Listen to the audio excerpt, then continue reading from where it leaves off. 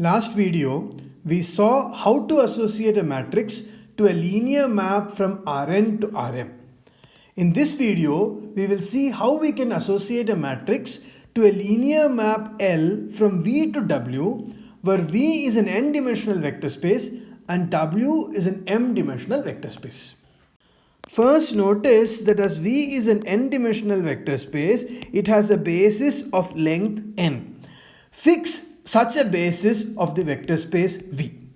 Say V1, V2, etc. up to Vn. Similarly, as W is an m-dimensional vector space, it has a basis of length m.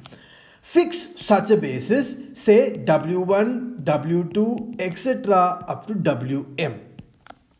Further, notice that as soon as we fix a basis of the vector space V, there is a natural isomorphism from V to Rn, namely the map that sends all Vi to Ei. Let us call this isomorphism L1. Similarly, as soon as we fix a basis of W, there is a natural isomorphism from W to Rm, which is the map that sends all the Wi's to Ei's. Let's call this isomorphism L2. Of course, we also had the linear map L from V to W. Now notice that as L1 is invertible, we also can consider the inverse of L1, which is also a linear map, and it's from Rn to V. Therefore, the composition of these three maps gives a map from Rn to Rm, namely the map L2 composed with L composed with L1 inverse. Now, this is a linear map from Rn to Rm. Therefore, it has a matrix representation. Now, we would like to say that the matrix associated to L is the same as the matrix associated to L2 composed with L composed with L1 inverse. However, notice that the maps L2 and L1 depends on the basis of V and W that you fixed. Therefore, the map L2 composed with L composed with L1 inverse would depend on the basis that you chose. Therefore, the matrix representation of L2 composed with L composed with L1 inverse is not just a function of L, but it also depends on the basis of V and W that we fixed.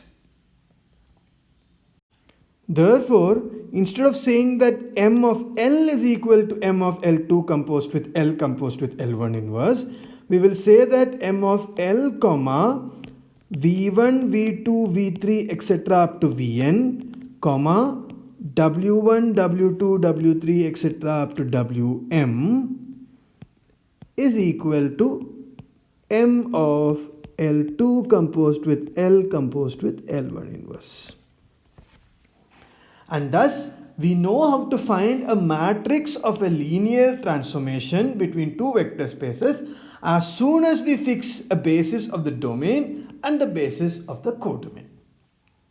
In particular, it is often helpful to take V is equal to Rn and W is equal to Rm. However, instead of taking the standard basis on Rn, we will take some other basis, say V1, V2, V3, etc. up to Vn. Similarly, instead of taking the standard basis on W, we will take some other basis, say W1, W2, W3, etc. up to Wm. Why is this useful? This is useful because often the matrix representation with respect to this chosen base would be much simpler. In other words, we are saying that if we change our perspective a bit, we will be able to understand the linear map better. Let us see some examples of this phenomenon. We will start with a very simple example. Recall one of the first examples of linear functions that we encountered. It was the function L from R2 to R2 defined as L of x comma y is equal to y comma x.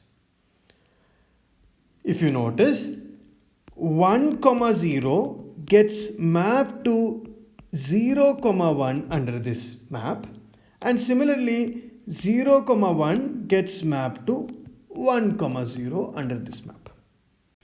Therefore, the matrix corresponding to this linear transformation is the matrix 0, 1, 1, 0. However, what we found even more interesting about this linear transformation was the fact that it represents reflection with respect to the line y is equal to x. Therefore, it would be helpful if we tilt our head by 45 degrees to the left while looking at this function. In other words, while choosing a basis of R2, it would be helpful if one of the vectors lies in the line y is equal to x. For instance, we can take the vector 1, 1. Now, it would be best if the other vector lied on the line perpendicular to the line y is equal to x. For instance, we can choose the vector -1, 1. Notice that if we fix this basis of R2, then the matrix of the linear transformation L with respect to this basis on the domain and on the codomain is just the matrix for reflection with respect to x-axis. In other words, the matrix is the matrix 1, 0, 0, -1. Of course, I have skipped the details, but I want you to fill in the details as a homework. We will now look at a slightly more complicated example. Let L be the linear map from R2 to R2 defined as L of x, y is equal to 3x minus y, 3y minus x. Notice that the matrix corresponding to this linear transformation is the matrix 3, -1, -1, 3. Notice that the behavior of this linear map is not so clear to us at the moment. However, as I constructed this example, I know that we will get a lot more insight if we look at it from a different perspective. Namely, if we look at it in terms of the basis 1, 1 and 1, -1 of R2. So let us take the same basis in the domain and codomain and let us see what the matrix corresponding to this basis is. Now notice that for this choice of basis, L1 is the function L1 of x, y is equal to x plus y by 2, x minus y by 2. And L2 is also the same because it's the same basis on both sides. And if L1 is as follows, then L1 inverse is the function L1 inverse of x, y is equal to x plus y, x minus y. Therefore, L2 composed with L composed with L1 inverse of x, y is equal to L2 composed with L of x plus y, x minus y, which is equal to L2 of 2x plus 4y, 2x minus 4y, which is equal to 2x, 4y. Therefore, the matrix corresponding to L2 composed with L composed with L1 inverse is the matrix 2, 0, 0, 4. Observe that this map is much easier to understand as it is just scaling. Therefore, by changing our perspective, we have gained more insight into the linear map. And this in general is a useful idea and would be the theme of one of our later units. Next, we will look at an example where the vector space is not equal to Rn. Recall that we had seen that the derivative map is a linear map from Pn to Pn-1. We would find a matrix associated to this linear map.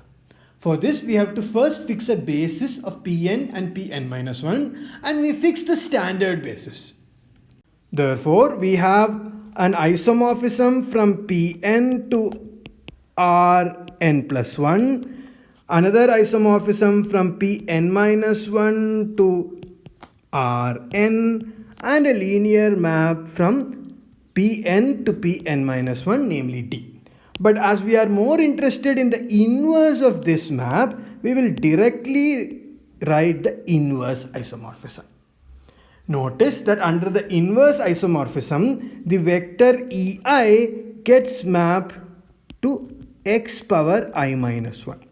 And under D, x power I minus 1 gets mapped to I minus 1 into x power I minus 2. And under the linear isomorphism to Rn, this gets mapped to I minus 1 into Ei minus 1. But notice that this does not make sense if I is equal to 1, because there is no element called E0. So we have to be a little bit more careful with E1. Where does E1 get mapped to? E1 gets mapped to x power 0. In other words, it gets mapped to 1. But the derivative of 1 is equal to 0. And 0 gets mapped to 0 under any linear map. Therefore, E1 gets mapped to 0. For all other Ei, we already described what the image would be. And this is enough to describe the matrix for this linear transformation. The matrix will contain n plus 1 columns and n rows. The first column is the image of E1, and we saw that the image of E1 is 0. Therefore, all entries in the first column is 0. The second column is E1, so the first entry in the column is 1 and all the other entries are 0.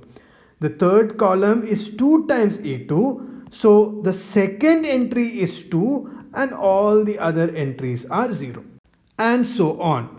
Finally, the n plus 1th column is n times En, so all entries except the nth entry is 0 and the nth entry is equal to n.